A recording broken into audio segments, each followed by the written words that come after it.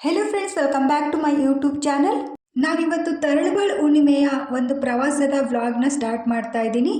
ನಾವಿಲ್ಲಿ ಮೊದಲು ಹೋಗಿದ್ದು ಸುಳೆಕೆರೆ, ಅಂದರೆ ಸುಮಾರು ದಾವಣಗೆರೆ ಬಿಟ್ಟಾಗ ನಾವು ಸುಮಾರು 12 ಗಂಟೆ ಆಗಿತ್ತು. ಶಾಂತಿ ಸಾಗರದ ಒಡ್ಡಿನ ಉತ್ತರ ದಿಕ್ಕಿನಲ್ಲಿ ಒಂದು ಚಿಕ್ಕ ಗುಡ್ಡ ಹೊಂದಿದೆ. ಅದರ ಮೇಲೆ ಸಿದ್ದೇಶ್ವರನಿಗೆ ಮುಡಿಪಾದ ಒಂದು ದೇವಾಲಯ ಕೂಡ ಇದೆ. ಸುಳೆಕೆರೆಯ ಮರುನಾಮಕರಣ ಈ ಶಾಂತಿ ಸಾಗರ ಕರ್ನಾಟಕದ ದಾವಣಗೆರೆ ಜಿಲ್ಲೆಯ ಚನ್ನಗಿರಿ ತಾಲೂಕಿನಲ್ಲಿದ್ದು, ಇದು ಏಷ್ಯಾ ಖಂಡದ ಎರಡನೇ ಅತಿ ದೊಡ್ಡ ನೀರಾವರಿ ಕೆರೆಯಾಗಿದೆ. ಸುಮಾರು 800 ವರ್ಷಗಳ ಇತಿಹಾಸವಿರುವ ಈ ಕೆರೆಗೆ 6550 ಎಕರೆಗಳಿಗೂ ಹೆಚ್ಚು ಪ್ರದೇಶದಲ್ಲಿ ಹರಡಿದ್ದು, 50ಕ್ಕೂ ಹೆಚ್ಚು ಹಳ್ಳಿಗಳಲ್ಲಿ ನೀರಾವರಿ ಮತ್ತು ಕುಡಿಯುವ ನೀರನ್ನು ಕೂಡ ಒದಗಿಸಿದೆ. ಪ್ರವಾಸಿಗರಿಗೆ ಇಲ್ಲಿ ಬೋಟಿಂಗ್ ವ್ಯವಸ್ಥೆ ಕೂಡ ಇದೆ. ನಾವು ಈ ಸುಳೆಕೆರೆಗೆ ಬಂದಾಗ ಸುಮಾರು 1:30 ಆಗಿತ್ತು. ಇದನ್ನೆಲ್ಲ ನೋಡಿಕೊಂಡು ಮುಂದೆ ಕುಕ್ವಾಡೇಶ್ವರಿ ಅಂದರೆ ಅಮ್ಮನ ಗುಡ್ಡಕ್ಕೆ ಹೊರಟ್ವಿ. ಇದು ಕೂಡ ಅಷ್ಟೇ ದಾವಣಗೆರೆ ಜಿಲ್ಲೆಯ ಚನ್ನಗಿರಿ ತಾಲೂಕಿನ ಜೋಳದಲ್ ಗ್ರಾಮದಲ್ಲಿರುವ ಅಮ್ಮನ ಗುಡ್ಡ ಅಥವಾ ಕುಕ್ವಾಡೇಶ್ವರಿ ದೇವಾಲಯ. ಇದೊಂದು ಕೂಡ ಪ್ರಸಿದ್ಧವಾದ ಒಂದು ಪುಣ್ಯಕ್ಷೇತ್ರ ಅಂತಲೇ ಹೇಳ್ಬೋದು. ಇದು ಬೆಟ್ಟದ ಮೇಲಿರುವ ಒಂದು ದೇಗುಲ, ಪ್ರಕೃತಿಯ ಸೌಂದರ್ಯದಿಂದ ಕೂಡ ಕೂಡಿದೆ. ನಾವು ಈ ದೇವಸ್ಥಾನಕ್ಕೆ ಬಂದಾಗ ಸುಮಾರು 2 ಗಂಟೆ ಅಂತೂ ಆಗಿತ್ತು. ನಾವು ಇದನ್ನೆಲ್ಲ ನೋಡಿಕೊಂಡು ಮುಂದೆ ಒಂದು ತೋಟದ ಹತ್ತಿರ ಊಟಕ್ಕೆ ಹೊರಟ್ವಿ. ಈ ದೇವಸ್ಥಾನವು ನಾವು ಭದ್ರಾವತಿಗೆ ಏನು ಹೋಗ್ತೀವಲ್ಲ ಅಂತವೇ ಅದರಲ್ಲಿ ರೋಡಲ್ಲೇ ಇದೆ. ಚನ್ನಗಿರಿಗಂತೂ ಇನ್ನು ಸಮೀಪದ ಒಂದು ಊರಿದು. ಊರಿನ ಹೆಸರು ಜೋಳದಲ್ ಅಂತ. ಅದೇ ಗ್ರಾಮದಲ್ಲಿ ಇದು ಅಮ್ಮನ ಗುಡ್ಡ ಅಂತಲೇ ಕರೀತಾರೆ. ಇಲ್ಲಿಯ ಒಂದು ಕ್ಷೇತ್ರದ ಜನರ ವಿಶೇಷ ಒಂದು ಆಕರ್ಷಣೀಯ ಒಂದು ದೇವಸ್ಥಾನ ಇದು. ನಾವು ಇದನ್ನೆಲ್ಲ ನೋಡೋ ಅಷ್ಟೊತ್ತಿಗೆ ಸುಮಾರು 2 ಗಂಟೆ ಅಂತೂ ಆಗಿತ್ತು. ಇಲ್ಲೇ ಊಟ ಮಾಡೋಣ ಅಂತ ಬಂದ್ವಿ. ಇಲ್ಲಿ ಊಟಕ್ಕೆ ಅಷ್ಟು ಕ್ಲೀನ್ ಇರಲಿಲ್ಲ. ನಂತರ ಒಂದು ಅಡಿಕೆ ತೋಟ, ಅಂದರೆ 2 ಕಿಲೋಮೀಟ್ರ್ ಮುಂದೆ ಹೋಗಿ ಒಂದು ಅಡಿಕೆ ತೋಟದಲ್ಲಿ ಊಟ ಮಾಡಿದ್ವಿ. ನಾವು ಮನೆಯಿಂದಲೇ ಎಲ್ಲ ತೊಗೊಂಡು ಬಂದಿದ್ವಿ. ನಾವು ಊಟ ಎಲ್ಲ ಮುಗಿಸಿದ ನಂತರ ಮತ್ತೆ ಭದ್ರಾವತಿಗೆ ಹೋದ್ವಿ. ಅಲ್ಲಿ ನಮ್ಮ ಫ್ಯಾಮಿಲಿ ಫ್ರೆಂಡ್ ಮನೆಗೆ ಹೋಗಿ ಅಲ್ಲಿ ಈವ್ನಿಂಗ್ ಸ್ನ್ಯಾಕ್ಸ್ ಕೂಡ ಮುಗಿಸ್ಕೊಂಡು ತರಳಬಾಳು ಹುಣ್ಣಿಮೆಗೆ ಹೊರಡುವಷ್ಟರಲ್ಲಿ ಸುಮಾರು 5ರಿಂದ 5:30 ಆಗಿತ್ತು. ನಮ್ಮ ಫ್ಯಾಮಿಲಿಯವರೆಲ್ಲರೂ ಸೇರಿಕೊಂಡು ಒಬ್ಬೊಬ್ಬರು ಒಂದೊಂದು ಐಟಮ್ ಕೂಡ ಮಾಡ್ಕೊಂಡು ಬಂದಿದ್ದರು. ಎಲ್ಲರೂ ಒಟ್ಟಿಗೆ ಊಟ ಮಾಡಿ ನಂತರ ನಮ್ಮ ಪ್ರಯಾಣ ಭದ್ರಾವತಿಯ ಕಡೆಗೆ.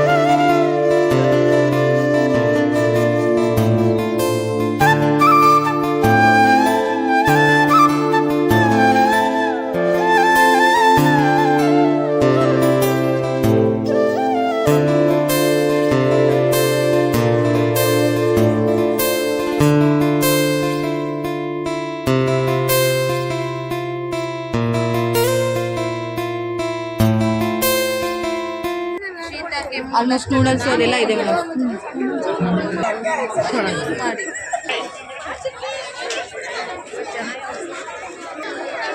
ಸ್ಯಾನಿಟರಿ ಪ್ಯಾಡ್ ಇದೆ, ಅದು ಬಾಳೆದಿಂಡಿನ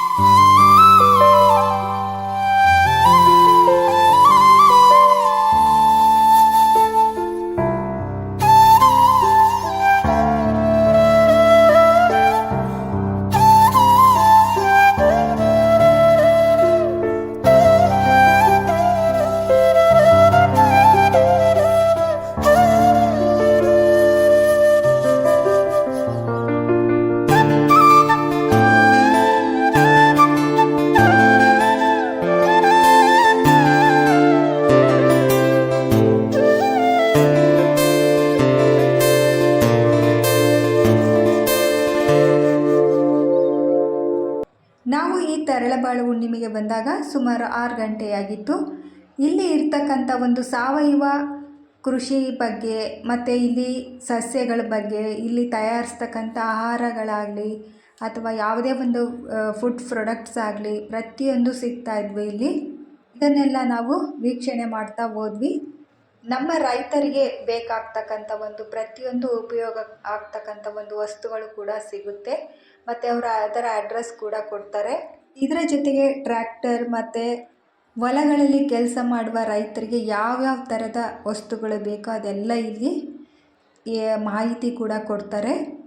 ಇನ್ನು ಸಿರಿಧಾನ್ಯಗಳ ಬಗ್ಗೆ ಮತ್ತು ಹೋಮ್ ಮೇಡ್ ಪ್ರಾಡಕ್ಟ್ಗಳು ಮತ್ತು ರೊಟ್ಟಿ ಹಪ್ಪಳದಿಂದ ಹಿಡಿದು ಜೊತೆಗೆ ಮನೆಗೆ ಬೇಕಾಗ್ತಕ್ಕಂಥ ಒಂದು ಫ್ರೀ ಪ್ರಾಡಕ್ಟ್ ವಸ್ತುಗಳು ಕೂಡ ಸಿಗುತ್ತೆ ಇಲ್ಲಿ. ಪ್ರತಿಯೊಂದು ಅಂದರೆ ಆಯಿಲಿಂದ ಹಿಡಿದು ಕಾಸ್ಮೆಟಿಕ್ಸ್ವರೆಗೂ ಪ್ರತಿಯೊಂದು ಸಿಗುತ್ತೆ ಇಲ್ಲಿ. ಅದರ ಒಂದು ಟೇಸ್ಟ್ ಕೂಡ ತೋರಿಸಿ ನಂತರ ತಗೊಳ್ಳಿ ಅಂತ ಹೇಳ್ತಾರೆ.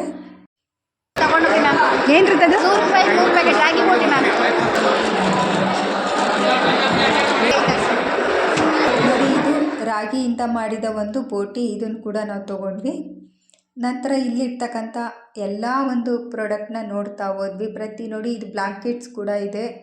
ಇದರ ಒಂದು ಪ್ರೈಸ್ ಕೂಡ 1000ಇಂದ ಇದೆ. ಡಬಲ್ ಬ್ಲ್ಯಾಂಕೆಟ್ ಇದು. ಮತ್ತು ಟೂರಿಸ್ಟ್ ಹೋಗೋರಿಗೆ ಟ್ರಾವೆಲ್ ಬಗ್ಗೆ ಇದ್ರ ಕೂಡ ಮಾಹಿತಿ ಕೂಡ ಕೊಡ್ತಾರೆ ಇಲ್ಲಿ. ಇದರ ಒಂದು ಕಾಂಟ್ಯಾಕ್ಟ್ ನಂಬರ್ ಕೂಡ ತೋರಿಸಿದ್ರು. ನೋಡಿ, ಇದು ಹೆಲ್ತ್ ಡಿಪಾರ್ಟ್ಮೆಂಟ್ ಕೂಡ ಇದೆ ಇಲ್ಲಿ. ಹೆಲ್ತ್ ಚೆಕ್ ಕೂಡ ಮಾಡ್ತಾರೆ, BP ಶುಗರ್ ಎಲ್ಲ ಮಾಡ್ತಾರೆ. ಇದು ಹಾಸ್ಪಿಟ್ಲು, ಶಿವಮೊಗ್ಗದ ಒಂದು ಹಾಸ್ಪಿಟ್ಲು. ಇದರ ಜೊತೆಗೆ ನಮ್ಮ ಪಲ್ಲಗಟ್ಟೆ ಗ್ರಾಮ ಕೂಡ ಸೇರಿದೆ. ಹೊರಗಡೆ ಇದರ ಬೋರ್ಡ್ ಕೂಡ ಹಾಕಿದ್ದಾರೆ. ನೋಡಿ, ಇಲ್ಲಿ ಹೊರಗಡೆ ಇದೆ ನಮ್ಮ ಪಲ್ಲಗಟ್ಟೆ ಆರೋಗ್ಯ ಕೇಂದ್ರ ಅಂತ. ನಮ್ಮ ಗ್ರಾಮದ ಹೆಸರು ನೋಡಿ ತುಂಬಾ ಖುಷಿ ಆಯಿತು. ಇದನ್ನೆಲ್ಲ ನಾವು ಮುಗಿಸ್ಕೊಂಡು ಇನ್ನು ಸ್ಟೇಜ್ಗೆ ಹೋಗೋಷ್ಟರಲ್ಲಿ ಸುಮಾರು 6ರಿಂದ 6:30 ಆಗಿತ್ತು. ನಾವು ಹೋದಾಗ ಇನ್ನೂ ಅಷ್ಟು ಜನಗಳು ಬಂದಿರಲಿಲ್ಲ. ನಂತರ ಗುರುಗಳು ಒಂದು ಆಗಮನ ಆದ ನಂತರನೇ ಜನಗಳು ತುಂಬಾ ಬಂದಿತ್ತು. ನೋಡಿ, ಇಲ್ಲಿ ಕುರ್ಚಿಗಳು ಇನ್ನೂ ಕೂಡ ಖಾಲಿ ಇವೆ. ನಾವು ಹೋದಾಗ ಪ್ರಾಣೇಶ್ ಅವರು ಕೂಡ ಬಂದಿದ್ದರು. ಅವತ್ತಿನ ಒಂದು ಮಾಹಿತಿ ಅಂದರೆ ರೈತರ ಬಗ್ಗೆ ಒಂದು ವಿಶೇಷವಾದ ಭಾಷಣ ಕೂಡ ಇತ್ತು. ರೈತರಿಗೆ ಉಪಯುಕ್ತವಾದ ಒಂದು ಮಾಹಿತಿಯನ್ನು ಕೂಡ ಕೊಟ್ಟರು. ಅದರಲ್ಲೂ ಗುರುಗಳು ಕೊಡ್ತಕ್ಕಂಥ ಒಂದು ಮಾಹಿತಿ ರೈತರಿಗೋಸ್ಕರ ಎಷ್ಟು ಉಪಯುಕ್ತವಾಗಿತ್ತು ಅಂದರೆ ತುಂಬಾ ಅದ್ಭುತವಾಗಿತ್ತು. ನೋಡಿ, ಗುರುಗಳು ಕೂಡ ಆಗಮಿಸ್ತಿದ್ದಾರೆ. ಇದೊಂದು ಆನೆನೇ ನಾವು ಒರಿಜಿನಲ್ ಆನೆನೇ ಅಂದ್ಕೊಂಡಿದ್ವಿ, ಬಟ್ ಇದು ಆನೆ ಅಲ್ಲ, ರೋಬೋಟ್ ಥರ ಮಾಡಿದ್ದಾರೆ.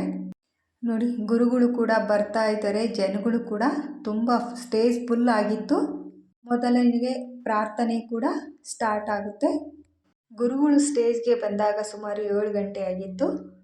ಮುಂದಿನ ಒಂದು ವಿಡಿಯೋನ ನೋಡ್ಕೊಂಬನ್ನಿ. ಕಂಪ್ಲೀಟ್ ವಿಡಿಯೋ ಕೂಡ ಶೇರ್ ಆಗಿದೆ.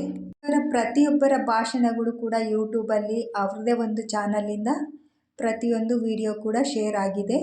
ಚೆಕ್ ಮಾಡಿ. ಲೈವಲ್ಲಿ ಕೂಡ ಹಾಕಿರ್ತಾರೆ. ನಂತರ ಸಪ್ರೇಟ್ ಕೂಡ ವಿಡಿಯೋನ ಶೇರ್ ಮಾಡಿದ್ದಾರೆ.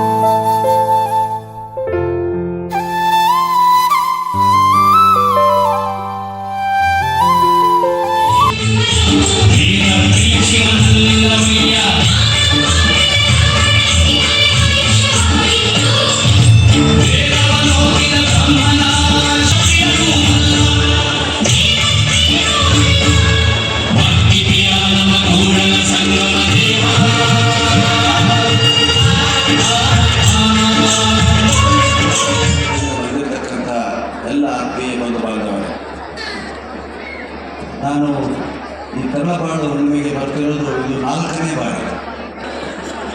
ಅವರಿಗೆ ನಾನು ಹೇಳಿದ್ದು